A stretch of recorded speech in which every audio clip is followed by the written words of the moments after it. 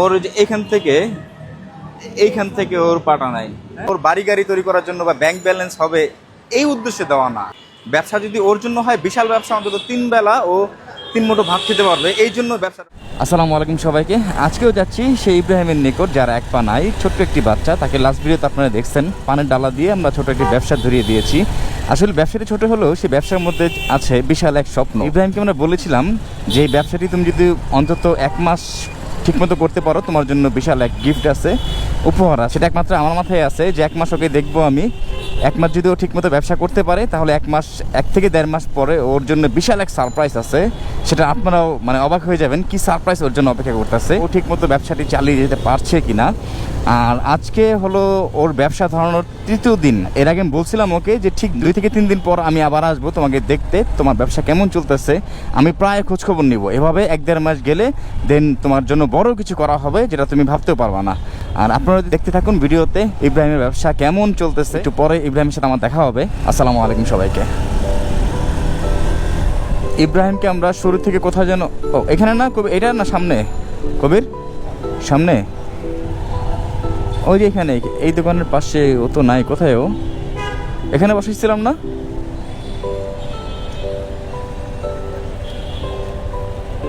লিটন ভাই, এখানে বসেছিলাম না ইব্রাহিমকে এখানে বসেছিলাম না?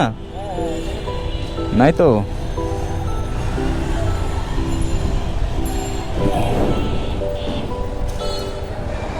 ইব্রাহিম কোথায়? ইব্রাহিম ওই যে 1 পা নাই যে। হ্যাঁ, সামনে কোথায়? আচ্ছা দাঁড়াও, চলো তো কবির। ওরা সবাই আমাকে চিনে, কয়েকদিন ইব্রাহিমের সাথে দেখা করছি তখন ওরা সবাই ছিল, এই জন্য আমাকে দেখেই চিনে ফেলছে ওরা। কি ব্যাপার, ওরা কোথায় দেখাইলো কবির? দেখাইলো কোথায়? ওরা তো বললো এখানে শুয়ে আছে। ওদের আবার জিজ্ঞেস করো তো। আজকে ওকে খুঁজে বের করবো যেভাবে হোক। আমি 2 দিন এসে খুঁজে গেছি, পাই নাই ওকে।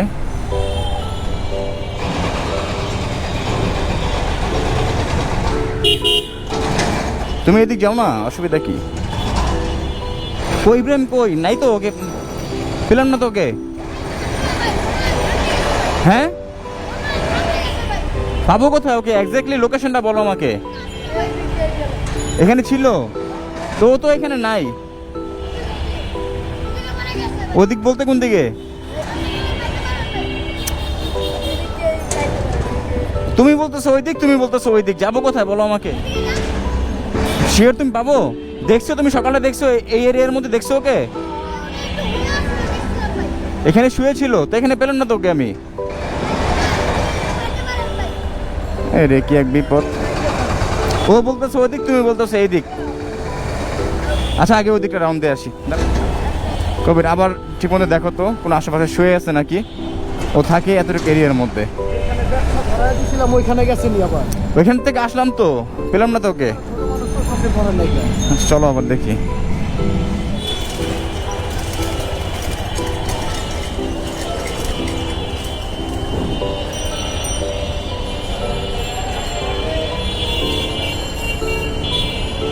এই ভাইয়া, ইব্রাহিম নামে ছোট একটা বাচ্চা আছে, 1 পা নাই, ওকে দেখছো? দেখো নাই? আল্লাহ, কবির দেখো তো ঠিক মতো।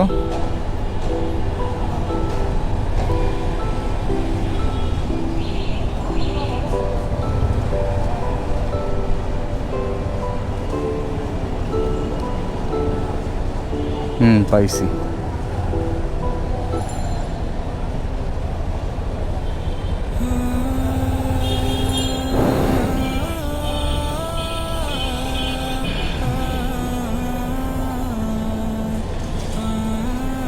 ইব্রাহিম,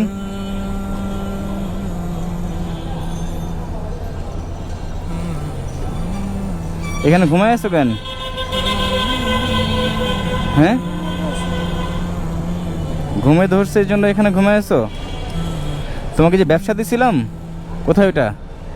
ব্যবসা করতে গেছিলাম, কত বিপুলা বানাইয়া আমার জঙ্গলের ভিতরে ঢুকায় চুরি টাকা লয়ে গেছে। কি চুরি টাকা পেটের মধ্যে চুরি কবে? টাকা নিয়ে গেছে। কবে এটা? কালকে রাতের বেলা হয়েছে। গতকাল? তা আমি যে তোমাকে 2 দিন আগে খুঁজে গেছি তখন কোথায় ছিলা? আমি ছিলাম ব্যবসা করতে। কোথায় তুমি বসছিলা কোথায়? আমি যে তোমাকে এই এরিয়া পুরোটাই খুঁজছি। হ্যাঁ তালতলা গেছিলাম, তালতলা। ও ওটা নিয়ে তালতলা গেছো? কিভাবে গেছো ওটা নিয়ে? রিস্কা দিয়ে। ওই 2 দিন তালতলা ছিলা, ওইখানে বিক্রি করছো? আইছি না, হ্যাঁ। ওই যে আমার আর কি আমার একটা পান দেয়, আমি পান দিছি, তারপর আমার জঙ্গলে লয়ে গেছে। লয়ে গিয়া কতরি গান দিতে আমার চুরি টাকা লয়ে গেছে। জঙ্গল কোথায় এখানে আবার? এই যে রেলগেটের ও রেলগেট, ও স্টেশনের ভিতরে এখানে? মানুষ না, জানোয়ার। আর তোকে গুলা বান করে দেখতে পারে না, তো মায়া দেওয়া করে না। তোমার গায়ে হাত তুলছিল? গায়ে হাত তুলছিল? আসছিল আমার চুরি টাকা। লিটন ভাই, ব্যবসা দিলাম না ওই দিন, ও নাকি 2 দিন তালতলা বিক্রি করছে গিয়ে, ওখানে মার্কেট এরিয়া ঠিক আছে, এখানে নাকি বসেছিল রাতে, ওকে নাকি 3-4 জন ছেলে পেলে এসে নিয়ে গেছে মেরে ধরে। আসলেই আমার কাছে একটা পান দেয়, আমি এই পানের কথা কয়া আমার জঙ্গলে রয়ে গেছে। রয়ে গিয়ে আবার কি কেউ কবি না, চক্কর চক্কর ভয় দেয়ছে, ভয় দেয় ছুরি ঠেকাইছে। ছুরি ঠেকাইয়া পার মুখ দেয় না, ছুরি ঠেকায় ভয় দেয়ছে, ভয় দেওয়া রয়ে গেছে। ওই নাকি গায়ে হাত তুলছিল। একটা ব্যবসা করবো, ছোট বাচ্চা মানুষ, তাও যদি এরকম কিছু না দেওয়া নাই যে আমি একটা ব্যবসা করবো, আমার একটা অঙ্গ নাই, স্যারের একটা অঙ্গ নাই, স্যারের ব্যবসা করে খায়, ওর একটা কেমনে মায়েরা খামু সেটাও চিন্তা করা না। আমার একটু মায়া করা নাই। দুনিয়াতে এমনও মানুষ আছে। আরে আল্লাহ, আর সন্তান তোমার জন্য কি করবে বলো ইব্রাহিম, কি এখন কি করতে পারি? ভাই আমি চাই না আর আপনি যদি সাহায্য করেন, আমি চাই না আমি টাকাটা নষ্ট করি। আমি যেটা পায়ে দিই বা আমি আর কিছু দিয়ে না দিলে রাখতে পারবো না। রাখতে পারবো না? আমার এমন রাগ করতেছে জানেন, মানে ছোট্ট, বেশি ইনভেস্ট ছিল না, 1500-2000 টাকা অলমোস্ট। ওটার মধ্যে ছোট্ট একটা ব্যবসা, ওর একটা পা নাই, হ্যাঁ, ওইটা দিয়ে অন্তত ও রাতে রাস্তায় থাকে, অন্তত 3 বেলা তো ভাত খেতে পারতো। ওটা দিয়ে ওর টাকা জমানো দরকার নাই, 100 টাকা যদি বিক্রি করে সকালে দুপুরে রাতে অন্তত ওর 3 বেলা ভাত খাওয়ার টাকাটা হয়। এর জন্য মূলত ওর ছোটো একটা ব্যবসা দেওয়া। হ্যাঁ, তো এইটা যদি ওর কাছে অন্তত সেভ না থাকে, আর যারা ওর কাছ থেকে নিচ্ছে ওদের কি মানে মায়া দেওয়া বলতে কিচ্ছু নাই, একটা বড় চিন্তা করুন। করতে পারলে তো আল্লাহ করবো, হ্যাঁ, আমি না করতে পারলে, আমি ওর বিচার না করতে পারলে তো আল্লাহ করবো ওর বিচার। দেখছেন ছোট্ট, আল্লাহর কাছে বিচার দিয়ে দিছে। আরে আল্লাহ রে আল্লাহ, তো ওদের কি বুকটা একবারও কাঁপে নাই? তুমি বলো না যে ভাই আমার একটা পা নাই, কিভাবে আমার কাছ থেকে নিতেছেন এটা? তবু কিন্তু ওকে মায়া ধরা কিচ্ছু করে না। বলো নাই যে ভাই আমার একটা পা নাই, কিভাবে আমার কাছ থেকে জিনিসটা নেন আপনারা? বলছি ভাই আমার এটি নিয়েন না, আমি একটা ছোট একটা ব্যবসা, কিছু নিয়েন না, নিলে নেবেন বড় লোক, আমরা তো কম করে ভাই, আমার একটা পাও নাই, কি লেগে নিব আমার এটা দিলে করে আমার ঠান্ডা হচ্ছে। কান্না করো না ভাইয়া, আল্লাহ। আর কিছু দিয়েন না ভাইয়া, আমি চাই না আমার টাকা নষ্ট হোক, আর কিছু দিয়েন না। আর কিছু নিব না? রাখতে পারবো না? রাখলে পোলা বানিয়ে লয়ে যাবে বা আমি চাই না আমার টাকা নষ্ট হোক। দেখছেন মানে কতটা হতাশাগ্রস্ত, আর বিপদে পড়লে এই কথা বলে। কারণ কি, ওর চোখে মুখে কিন্তু এখনো ভয় দেখা যাচ্ছে, ভয়ের ছাপ। ওকে যখন ছুরি দেখাইছে, ওকে যখন গায়ে হাত তুলছে, ওকে থাপ্পড় দিয়েছে বললো, তখন ওই ভয়টা ওখানে ও কাটায় উঠতে পারতেছে না। ও এখন বলতেছে ওকে যে সামান্য কোনো জিনিস যদি দেই, ও আবার সেই শিকার হবে, মারধরের শিকার হবে। ও সেই ভয় থেকে আমাকে বলতেছে যে আমাকে আর কিছু দিয়েন না ভাই। তাহলে এই মানুষটাই যদি মানুষ থাকে পাওয়ার আশায়, হ্যাঁ, আর ও দেখেন, আমি বলতেছি আরও কিছু অন্তত নেক্সট পদক্ষেপ কি করা যায়, অন্তত ও সরাসরি আমাকে না বলতেছে ভয়ে যে এটা ওর জন্য বিপদ হতে পারে। সামান্য একটা 1500-2000 টাকার একটা চালান পুঁজি দিয়ে একটা ব্যবসা, এটা যদি মানুষের লোভ সামলাতে না পারে, তো এর থেকে বড় কিছু হলে ওর তো আরও বিশাল বিপদ হতো যদি না দিত। হ্যাঁ, এর যে বড় কিছু হলে তো ওরা যদি ভালো হইতো, ওরা যদি ভালো হইতো তাহলে বুঝতো একটা স্যার একটা পাও নাই, চিল্লি গেছে একটা মাইরা খামো। ওরা মানুষ না, জানোয়ার। আমার রাস্তার কুত্তার থেকে খারাপ পাবে ওরা। আল্লাহ, এই রাস্তায় যারা থাকে তারা যদি কিছু কইরা খাইতে চায়, কিছু একটা ভালো একটা পদক্ষেপ নিতে চায়, তাহলে একটা তাহলে এদের জীবন বাঁচে বা একটা কি হয়। দুই দিন না 3 দিন করছো ব্যবসা? 2-3 দিন বসছিলাম, 2 দিন তালতলা বসছিলাম। কত করে মানে ইনকাম হয়েছিল কেমন? পান 8 টাকা করে না পান, হ্যাঁ, কেউ আছে 10 টাকা উঠিয়ে দেয় না। তোমাকে দিছিল 10 টাকাও দিছিল? 10 টাকাও দেয়, 20 টাকাও দেয়, মায়া করে 20 টাকাও দিছিল নাকি একটা পানে? এই যে দেখছেন, কম করে একটা পাও নাই স্যার, স্যার কম করে খাইতেছে। স্যার আমি 10 টাকা না 500 টাকা দিতে পারবো আমার। দেখছেন মানে ব্যবসাটা জমা ফেলছিল, মানে ওরা দেখে যেই দেখবে সে 5 টাকা যায় ওকে 20 টাকা দিবে। টাকা দিবে। আর এটাই অন্তত ওর 3 বেলা আহার জুটবে, আর কিছু না। ও তো বাড়ি গাড়ি করতে চায় না ওটা দিলে ভাই। এটা শুনে আমার কাছেও খারাপ লাগতেছে ভাই, বুঝছেন। আমি যেই কারণে আমি এর আগে মিরাজকে একটা ওয়েট মেশিন দিয়েছিলাম, ওটা চুরি করে নিয়ে গেছি। মিরাজ এখন রুবেলের দোকানে কাজ করে। তো আমি জানি যে এমন একটা বিপদ হতে পারে, বলা যায় না। তারপরও আমি ওকে দিলাম কেন, যে ওইখানে ওয়াচম্যানের গেট আছে এখানে, যে রেল স্টেশনের এখানে ওর দুটো লাঠি রেখে দিচ্ছে, এখনও লাঠিগুলো আছে। তো ও বললো যে ভাই পানের ডালাটা আমি রাতে অন্তত এখানে রাখবো। তো এই চিন্তা করে আমি ওকে দিলাম যে পানের ডালাটা মিরাজ যেমন ছিল রাস্তার মধ্যে, আর ওর জিনিসগুলো সেফ থাকে ওয়াচম্যানের নিকট ও রেখে দেয়। হ্যাঁ, তো এই চিন্তা করে ওকে দিলাম যে রাতে তো অন্তত ও রাস্তায় থাকলেও পানের ডালাটা রাস্তা থাকবে না, সেফ মতো থাকবে। এই চিন্তা ভাবনা থেকেই ওকে এই ব্যবসাটা ছোট দেওয়া, কিন্তু লাভ হলো না তো। হচ্ছে কি, যারা রাস্তায় থাকে বা যারা এরকম পরিবেশে থাকে না, তাকে জানেরও কোনো নিরাপত্তা না। নেই, মালেরও কোনো নিরাপত্তা নেই।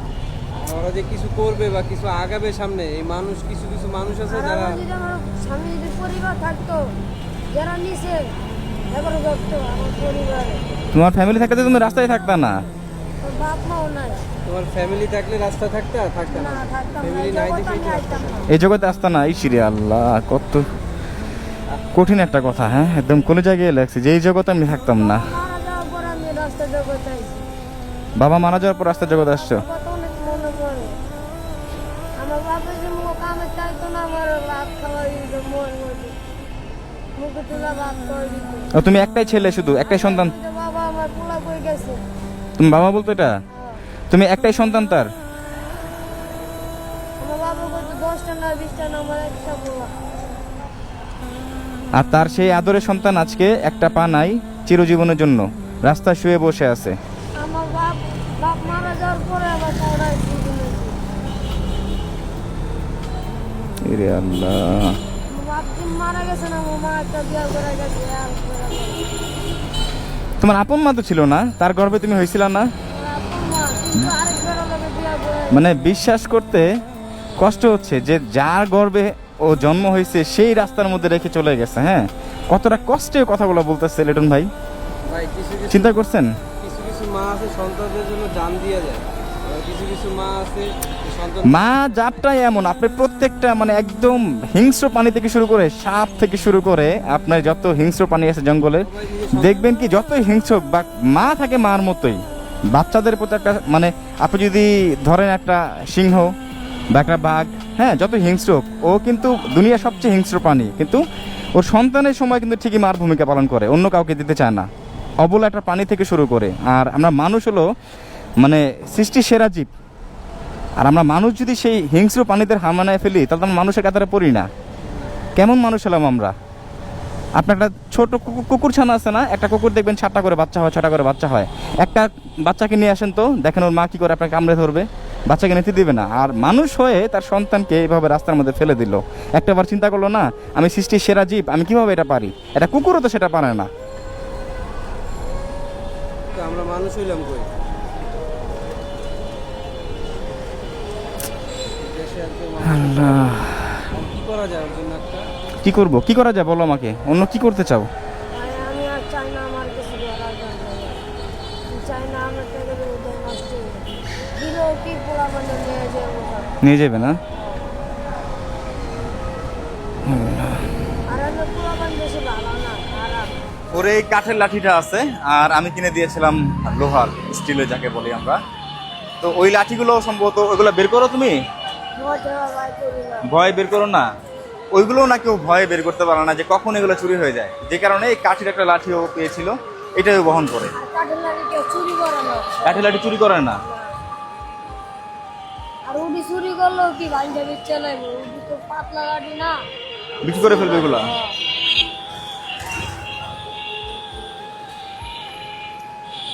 মানে খুব সুন্দর মতো, যদিও ব্যবসাটা সামান্য, আপনাদের অনেকের কাছে ব্যবসাটা ছোট মনে হতে পারে, অনেকে আফসোস করতে নাও পারেন, বাট আমার কাছে এটা বিশাল আফসোস মনে হচ্ছে এই কারণেই যে অন্তত ব্যবসাটা ওর বাড়ি গাড়ি তৈরি করার জন্য বা ব্যাংক ব্যালেন্স হবে এই উদ্দেশ্যে দেওয়া না, আর ওটা কোনো ব্যবসার মধ্যে পড়ে না, যেটা সত্য কথা।